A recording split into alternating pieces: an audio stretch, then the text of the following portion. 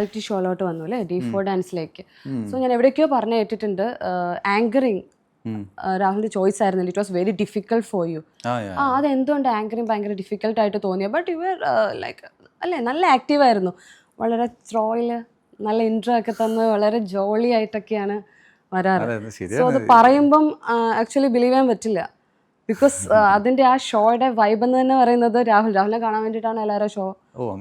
Seriously ഒത്തിരി സംസാരിക്കും, അങ്ങനെയായിരുന്നല്ലോ. അതിൽ വേറെ തന്നെ ഒരു ക്യാരക്ടറാണ്. പിന്നീട് ഞാൻ ഈ ഇന്റർവ്യൂസിലൊക്കെ പറഞ്ഞു കേട്ടു, anchoring was not my choice, it was very difficult for U.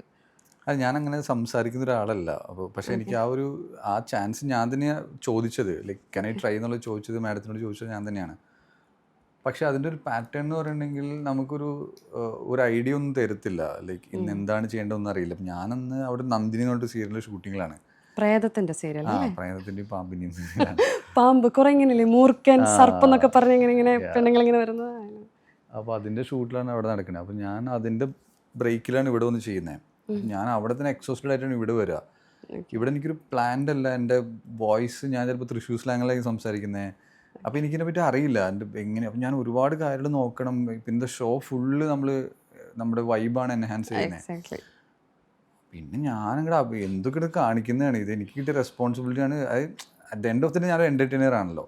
അപ്പോൾ എങ്ങനെയെങ്കിലും മക്കളെ, ജനങ്ങളെ, ആൾക്കാരെ, ഓഡിയൻസിനെ